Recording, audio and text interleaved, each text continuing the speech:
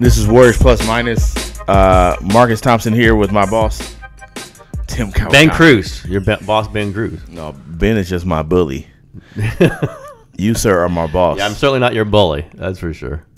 So, last night, big performance. Big, yep. 13 minutes and 43 seconds from Damian Jones. Oh, see, you write the column on him. That's all you want to talk about. Tim, why is this the first time we've seen him? That's an interesting question. I think it basically took Steve Kerr this long to get comfortable with him and also get tired of some of the other guys. And, he's still going to play Zaza. He started Zaza, but he didn't finish with Zaza in either half. He finished with Damian Jones in the first half at the end of the game because, Zaza can do that thing where he doesn't get pushed around by Steven Adams, and we saw what happened to JaVale. But Damian, I think, can sort of not get pushed around and do so many other things. So, do you see him now? Is he going to have a playoff role? Is he going to play some minutes? I don't want to get really gassed off one performance. Yep. It was against Steven Adams. Yes, on the road. On the road, in the game Oklahoma City really wanted. Yep. So it's not nothing. But if he can do that, he automatically becomes he moves up in the rotation. Yes. Right. He comes he's just like, if Jordan Bell isn't giving you good minutes, you can get Damian Jones in there. And you can't say that about Zaza Pachulia. They got their three. Damian Jones, Jordan Bell, Kevon Looney. Yep. Yeah, it's like not the two who played in the playoffs last year, by the way. That's their – that might be their three moving forward. Yeah. It's just interesting, and I think you're robbing Steve Kerr of his credit because Steve Kerr knew this all along, and he waited for the right time. I'm going to do it April 3rd in Oklahoma City. He waited for the right time to play Damian Jones. Just, why show your cards so early? Not picking up Kevon Looney's option for next year, so exposing that, have Looney play well most of the season, and then Damian Jones right at the end. That's what happened. I'm telling you. But this is why they were keeping him no matter what. This is why they picked up his option and did not pick up Looney's, because he's physically skilled in a way that and there's just so much potential there. And if you can just get him minutes, he can score for you. What those baskets that he was making, they weren't the hardest in the world. But Zaza can't even think about making those baskets. JaVale might make some of them, might throw the ball away for some of them. Damian Jones is going to play next year. He has to play next year. And they're seeing, I guess they're not seeing it. They see him at practice. But I guess fans are seeing this is why they picked up his option and why he was always going to be on this team next season. Always. You talk about, oh, my goodness, he's not playing. He's being deactivated. And he might, by the way, he might be inactive throughout the playoffs. The way you look at it, he still might. But I was one of those people. If he can't play now, when can he play? Yep. What's the point? I didn't understand. They have 5 guys injured, right? Yep. And they have 6 centers on the roster. Zaza's not playing well. JaVale has his moments, and it's like Jordan Bell was out. If he can't play now, when can he play? And then all of a sudden, he goes out, and Steven Adams had a good game, right? But Steven Adams looked like he had to deal with 5 different players. Yep. He looked like – it's almost like, when you got a guy like James Harden, you just weren't running him different defenders. Yep. And that might be actually a weapon for the Warriors. Yep. You got one of these big guys, hey, we're going to put 5 different types of players on you. Yep. And we got – there's only really 2 of them, right? Yeah, really. It's Karl Anthony Towns and Steven Adams. And then with Towns, you could put Draymond on him. So that's a whole other thing. But – that's the big thing, though. If you could preserve Draymond. Oh, absolutely. Absolutely. And have him go get Carmelo. And he's like, okay, I got Carmelo. He's going to go 0 for 9 for 3 or whatever it was. I'll just say the other thing, again, my DVR flipped out on me at the end, so I didn't see the fourth. That's what I want. I heard the fourth quarter, but as I was driving home from the Giants game, I did not see it. But, man, were they ruthless attacking Carmelo. We know they were going to, but that was cold. It was I was surprised they showed it. Yeah, I guess Kerr. I guess they just wanted to let's show them. We're going to face this team. Yeah, we're going to beat you on your own, which I believe in. I was talking to Slater about this. I don't believe in let's lose to them so we don't have to play them in the first round. Maybe you do that if you're the 4th seed or the 3rd seed. You don't do that if you're the winning defending champions have won it 2 years before, won 73 the year you didn't.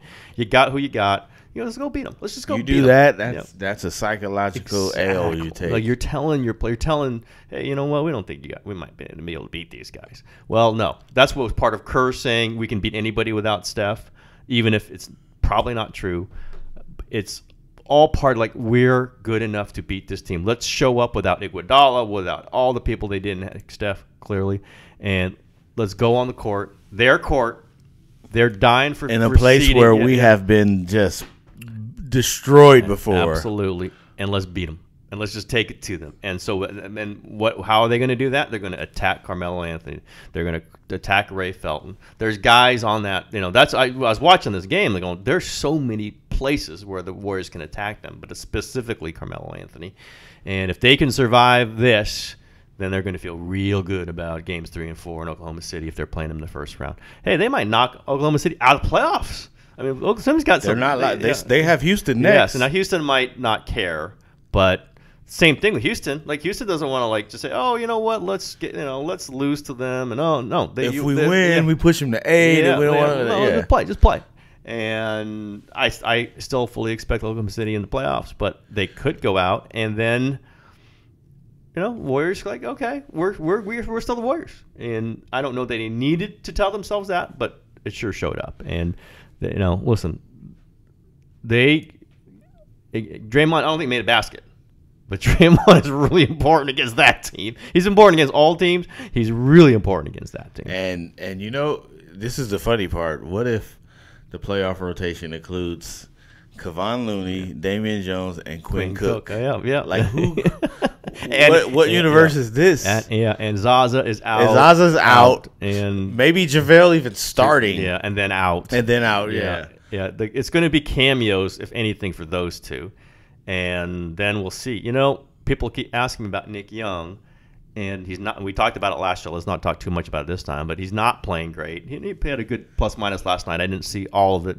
I don't guess he wasn't terrible. He made a couple shots. But could Quinn Cook take his minutes? And Quinn's not big enough to take those minutes, and they don't really have anyone else. But man, I could see a way for them to really limit Nick Young's minutes, because if you get Iguodala playing some of those minutes, you get Livingston playing some of those minutes, Quinn Cook playing some of those minutes. Those are minutes you can siphon away from Nick Young if you have to. I think Steve will want to play Nick Young. Doesn't mean he has to play him that much. They played Draymond Green at point. No question. Yeah. And you put Quinn Cook on that off guard spot as the spot up wing guy who's ready to catch and shoot. Where's Nick Young? Yep. The formula was like there's plenty of ways he could not play. Yep. Only difference is like you said last time, Nick Young is 6'5". Yep. The guy spreads his arms out and they got to go around him. It's still there's that part of it, and he can make a shot, although we know it's not the most reliable thing. And I don't like judging injuries and judging what a guy's motivation is, but is Omri Casspi even want to play for this team anymore? I mean, I don't think he wants to play for this team I think he's played his last game. Yep. I think he's played his last game as a Warrior. Yeah, and again, maybe that ankle is more serious but he hurt the ankle like a month ago, and they said it was a 1 week injury. 1 week injury, and this is a month. It was literally last month. Yes. And I just don't think he wants to play anymore. Or it's some weird concoction of he's mad that he's being judged like this. Well, we know he's mad he's being judged like this. And he's also, see how hurt I am. And he's also a little hurt, and he doesn't want to play when he's a little hurt. I get all that. I'm not trying to be tough on him. But maybe that's how you play when you're with the Sacramento Kings. Maybe that's how you play when you're not the number one team in the league, not based on victories, but just based on who you are. But I can't imagine it's going over very well in that locker room. It's hard to play with champions. Yep. Like that's just a different level. And maybe this is something the Warriors, have learned like moving forward. Some players look nice, but when they're coming from losing teams and losing ways, maybe there's some habits or maybe there's some mindsets that haven't been cultivated. Yep. That might be tough. And the pressure of it. It's not for everybody. You and I are just used to this. Like, a guy is not good for a stretch. We're going to write that guy's not good for a stretch. Some guys accept it. Some guys, like Sean, I've criticized Livingston, and I didn't play good. And Casspi is not happy with the coverage, but this is what you do when you sign up with this team. This is what happens. When you don't play well, this is what happens. And the team loses games and can't get minutes out of you. And again, I'd try not to say it's a bad thing. It's just a thing. It's part of professional sports that you're going to be judged like this, and there are going to be hurt feelings if you're not playing well at this highest level of basketball. And he cannot, even if he was healthy, you cannot play him against the Houston Rockets. Omri Casspi cannot be on the court in any meaningful minute against the Houston Rockets. So why would he even be on the team? And that's what I was saying 2 months ago, before everything else started happening. So hold on, I thought Damian Jones was getting cut for that's right. for Quinn Cook. I heard this about 10 times. He is not getting cut. Damian Jones is the odd man out to get Quinn Cook a roster spot. Not true. Fake news. And clearly Cook is going to be the starting point guard. Well, yeah, Curry's coming off the bench. Curry's coming off the bench forever. Yep. Maybe they'll bring in Jeremy Lin to start.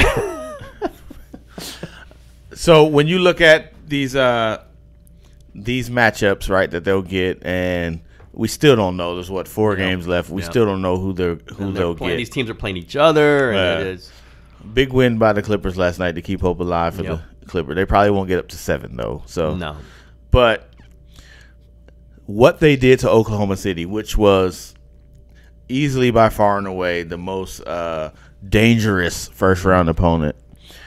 Do you think the Warriors are in that mental space now where they say it doesn't even matter, we're going to win in 4 or 5 games, pick who you come with? Or do you see Minnesota, Oklahoma City still is a team that could really take 6 is what we're talking about, right? Like, can they sweep them, or can they push it to 6 against the Warriors? For me, it's can they win Game 3? Yeah, it's always Game 3 because you assume the Warriors are going to win the first 2 at home, although they split a couple times, but you still assume that.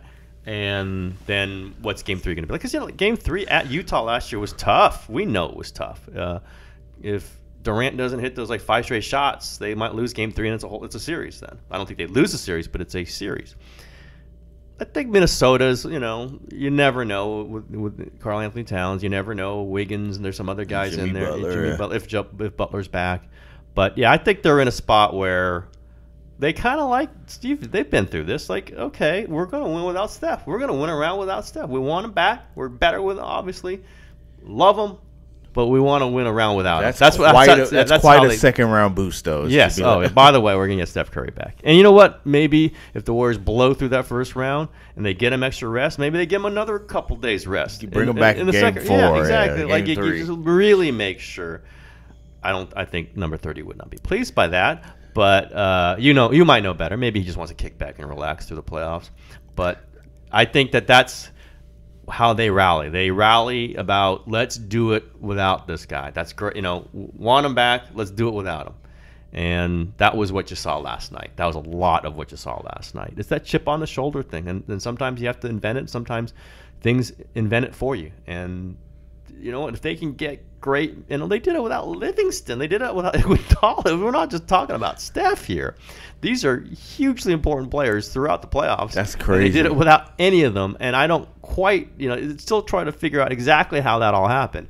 But it is also further proof that they know that Westbrook, they can let Westbrook go for 40. They don't have did. a. He Yeah, went for, you go, let him go for 40. He even shot efficiently. Until the end. Yeah. But that sort of offense.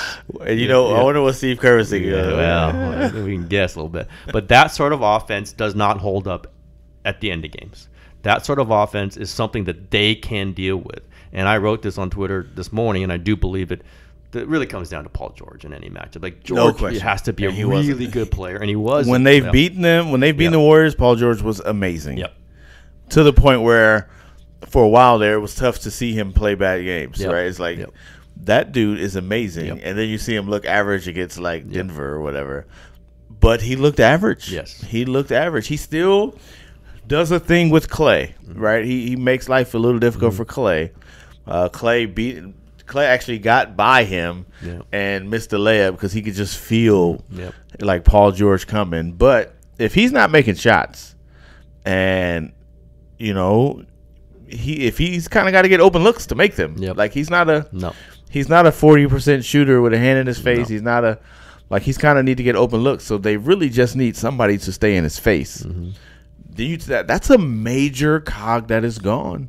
They shot 38% because you got Russ and then who else? Yep. And they're just not going to dump it down to Steven Adams 20 times. No. And he wouldn't be great. He could do it 10 times, but he can't do it 20 because you'd strip them and they'd go the other way with him. And that's not their offense anyway. It's not their offense. Clear out for us.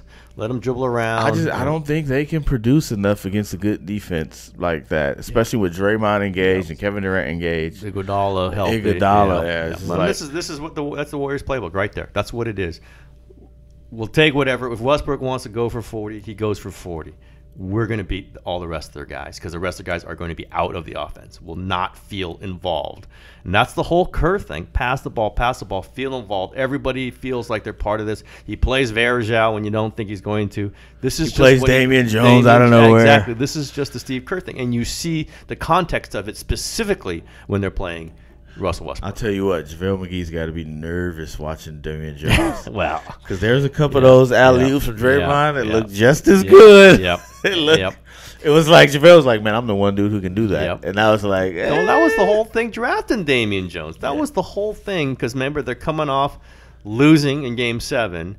And, well, then they do sign Durant. But it also was like guys who couldn't catch the ball and dunk. Zealy, they didn't. Varejao. They just couldn't catch the ball, take a step, and dunk. And Damian Jones, in their mind, theoretically, just do that. He's got so much other things that he can do. He can shoot the ball. He can do, he's just an overall interesting player. But just in your first couple of years, just catch a ball and dunk. And he didn't do it all his first year, obviously. This year, But they've been talking about him like in Santa Cruz. He's been looking tremendous. Yep. He's athletic. I mean, and they rave about him. So athletic. So athletic. We're going to take a quick break for a word from our friends at Hims, a new wellness brand for men. Is that hairline slowly starting to move backwards? I know some of you Warriors fans have used that line when talking about a certain Eastern Conference rival, but it's not funny when it starts happening to you. 66% of men lose their hair by age 35. Thing is, when you start to notice hair loss, it's too late. It's easier to keep the hair you have than to replace the hair you've lost. Do you want your hairline to recede or do you want to do something about it? Luckily, we've got a solution for you. 4hims.com, a one-stop shop for hair loss and more for men. Thanks to science, baldness can be optional. Hims connects you with real doctors and medical-grade solutions to treat hair loss. No weird snake oil pills or gas station counter supplements. These prescription solutions are backed by science. Save hours by going to 4hims.com. It's so easy. Answer a few quick questions, a doctor will review and prescribe you products, and they are shipped directly to your door. Now is your chance to order. Warriors Plus Minus listeners get a trial month of Hims for just $5 while supplies last. See website for full details. This would cost hundreds of dollars if you went to the doctor or pharmacy. So, go to 4hims.com/plus. That's FORHIMS.com/plus. Now, back to Warriors Plus Minus. By the way, so you didn't see the fourth quarter. You didn't see the Jordan Bell elbow jumper? No. What? Like in the flow or at the end of the shot clock? No, in the flow. Wow. Jordan Bell just he's looking for a couple options, was open at the elbow, just pulled it and hit it. It's like Jordan Bell hitting the elbow jumper. Well, he's watching Looney do it. He goes, I guess I better start doing this too. He's starting to do some things like we were talking. He never dribbles in the lane. Now he's starting to attack, trying and then he'll pass off, but he isn't like getting the ball freezing. Oh my God, what do I do with it? That's better, and it does show that there's growth there. That you don't, and he's staying down on pump fakes. Now we'll see how that works against Houston, but yeah, there's so much growth there. That's why Jordan Bell, Kevon Looney, Damian Jones. We'll see if they re-sign Looney, but those are the guys who are going to play next year. And then the way it looks to me, I think Zaza wants to play. They're not going to re-sign him. David, I would guess, is going to retire. I think David's going to retire. This the injury stuff he's gone through. He gets back-to-back championships or whatever, however this season turns out. I think he goes. He can ride off into the sunset. Right off the sunset. JaVale's gone. So then your centers are Damian Jones. We'll see if they re-sign Looney. Jordan Bell, Draymond, and they'll probably sign somebody. Somebody, yeah. or go and get somebody. Well, that's a whole other show. That's a whole other show. But yeah, I think they're going to be looking at a lot of things, but the names that we mentioned are the ones that are going to be on the team. That's for sure. So, speaking of their young talent and who's going to be next year, Patrick McCaw took a really scary fall. Yep. It actually, to be honest, it was a typical scary fall. What was scary was the reaction afterwards. Yeah, there's a scream. Right? Yeah, we've seen people like get low bridge and land hard before, but the way he reacted, you were like, "Oh man, uh-oh." Yep. And it's been unequivocally a very rough year for Patrick McCaw, right? And what was supposed to be a big year for him, and now, you hate for people to lose opportunity because of injury or whatever, but this is a contract year, and they do have to make a decision on him. And I don't think he's going to play the regular season. No. I don't think he's going to play the start of the And if he doesn't play, if he doesn't play in the playoffs, if he doesn't play in the regular season, when does he get in the playoffs? Yep. If they develop a rotation and it's flowing, unless like Nick Young and Quinn Cook fall apart, when does he get in? And now you start wondering, what do you do with Patrick McCaw moving forward? Yeah, but the interesting thing is, and the whole deal with him, his price tag is going to be too high for them with his luxury tax. His price tag is going to come down now. If he becomes good, if he starts looking like rookie Patrick McCaw in year 3, right, and you start seeing that again, now you got him at a bargain price because he had a rough year, which kind of rough to bank on that. Be like, hey, let's get him for cheap, and then he'll be good later. Yep. But man, it's tough. We were just talking about. I remember Danny LaRue wrote like, "Here's how they'll be able to afford Patrick McCaw," and then all of a sudden, it's a tough market to gauge because he doesn't shoot. Yes, and it's just hard. So some team's going to have to be in love with him, despite the fact that he's not shooting. So somebody could but you just never know for sure. And even the teams you think might just go for somebody who can shoot, because it's just. You don't want to grab a guy on potential and have him come out and be a 32% shooter. And Patrick at times, that's what he is, and incredibly tentative. So I think this throws an interesting mix into it. If I'm him, I probably want to stay for a year or two just to tide it out, just to be in my comfort zone. Exactly. I think the last thing he needs is to go to a new environment, and then go sign with the Orlando Magic and have them say, here, you got to go score. I think being with Iguodala is very good for him, and maybe another year with Iguodala, and then he was supposed to be the next Iguodala. That didn't happen. Remember, Iguodala said it at the championship parade. Exactly. So that's still obviously delayed. Iguodala's like, oh yeah, I thought you guys were replacing me. But if there's money out there, you should take it. I mean, always take the best you can. It won't come from the Warriors. I mean, they're not giving him a 3-year. They're not. So it's an interesting decision for him, and this is definitely. I think it's actually made it more likely that he'll be back next season. I do. Opinion. And you know what? I like the idea of signing guys with something to prove. Yep. And we've seen Kevon Looney in that mode. They didn't sign him. They didn't sign him, right? They created that situation, and now it's like, he's you want players with a little bit of edge, especially next to these all-stars. Yep. You have to be willing to kind of forge your own way. Like you cannot shrink from the moment. We've seen that. We've seen the veterans. We've seen veterans. We've seen an 11-year vet in Nick Young and a 10-year vet Omri Casspi kind of say, I don't know, I don't feel that comfortable being me. And you've seen like the G League guy Quinn Cook, like what I got this. Let's do it. Yep. It's just interesting. Yeah, it's an interesting dynamic to who picks it up and who doesn't, who gets it and who doesn't. And some youngsters don't know enough. They just don't know what. Just got to go do it. Just got to go do it. What are you going to do? Again, I'll just say Quinn Cook, Duke, though. I mean, he's played some big games. And it doesn't mean every Duke Jim Barnett would say 4 years of college. 4 years of college. But there's a headiness to him that you don't see out of some other players. There's just a comfort. Here's the crazy part. You just have to be comfortable shooting your shot. Yep. Doesn't even matter how it's looked, but when you go up to shoot, you just got to be comfortable. Yep. You can't be thinking, wait a minute, KD's over there, and they're going to be mad at me if I miss. That's the amazing part, is that Quinn Cook can come in from the G League and play with Kevin Durant and Klay Thompson and Draymond Green and take a shot and just it's a shot. Yep. And these other guys who've been in the league forever. I mean, Nick Young did play with Gilbert Arenas, didn't he? Yeah, he did. But it's just like he didn't win with him. He didn't. But you could see it. You could almost see the angst going up. When Patrick McCaw, you can see that. You can see it. Well, McCaw's talked about it. Right. So it's like that's the key is you just have to be comfortable taking your shot. Yep. And apparently that's really tough to do for certain mentalities. Which again, although I'll always say they get people wince sometimes when Draymond takes some of those threes, but he's Draymond Green. He's not a great three-point shooter. He will take that shot. I'm taking the shot. Game 7. The loss to Cleveland, Draymond was unbelievable in a game 7.